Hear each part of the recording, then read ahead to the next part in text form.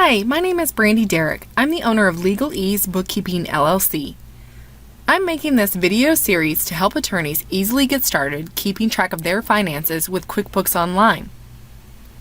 This video will discuss how to set up rules so QuickBooks automatically enters transactions for you. You can watch the first video in this series by clicking the banner across the top to learn about setting up your expense and income categories. The first thing you're going to do is log in to your QuickBooks account. I am currently logged into a sample company that QuickBooks provides for testing and training, so the data shown is for informational purposes only. Once you have connected your accounts, you will see transactions that have downloaded from your bank website to QuickBooks and need to be reviewed. You can click the banner across the top to watch the second video in this series, which shows you how to connect your bank and credit card accounts. Now, to set up rules for your transactions, we need to go to the Banking Center. You can do this by either clicking on Banking over here on the left-hand side, or you can click on any of your accounts over here on the right-hand side. Here you will see all the transactions that need to get entered into QuickBooks.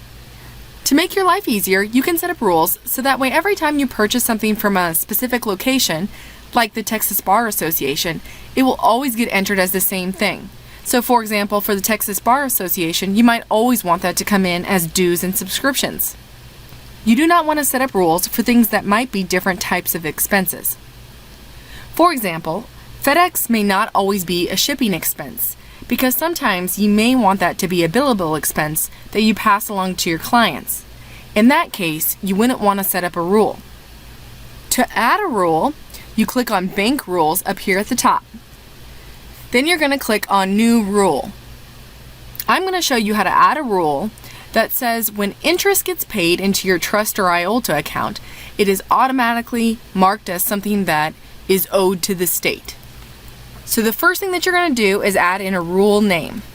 In this case, I'm going to say interest payable.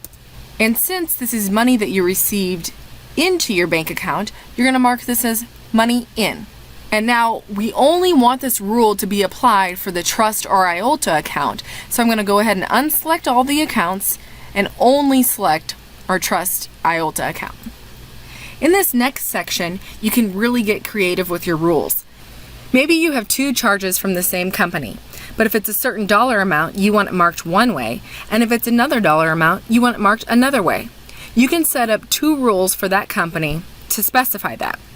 You can also say that if it comes across as Amazon MKT or Amazon Marketplace, you want both of them to be marked as Amazon, and it is an office expense.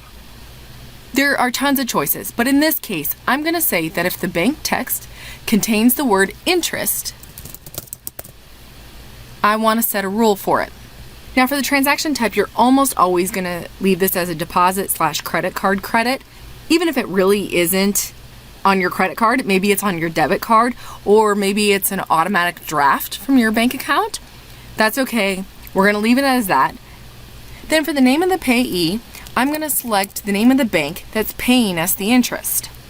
And I'm going to enter the category as interest payable. Now for the memo, you can put in whatever you like. I suggest entering something that makes sense to you so you will remember what the transactions are for. I'm going to say IOLTA interest received and payable to state. The final thing you want to do is select the check mark next to automatically add to my books. Without that, it will never automatically go in. Now you click Save over here on the right-hand side. I suggest waiting to enter rules until you see the transaction come into QuickBooks. This way you can see the exact wording that's coming across from the bank, and you can make sure that you enter your rule correctly. Oftentimes names are abbreviated or cut off. You want to make sure you enter it exactly how it appears in the statement, otherwise QuickBooks will not know to apply the rule. Once you have the rule set up, you will never need to enter those transactions manually again. And you can always edit the rule if you later decide that you need to change it by going back to Bank Rules and then clicking on Edit. If this video series helped you set up QuickBooks Online and you would like to see more, click the banner across the top to register for the rest of the series. You can also email me at brandy@legaleasebookkeeping.com or visit my website at legaleasebookkeeping.com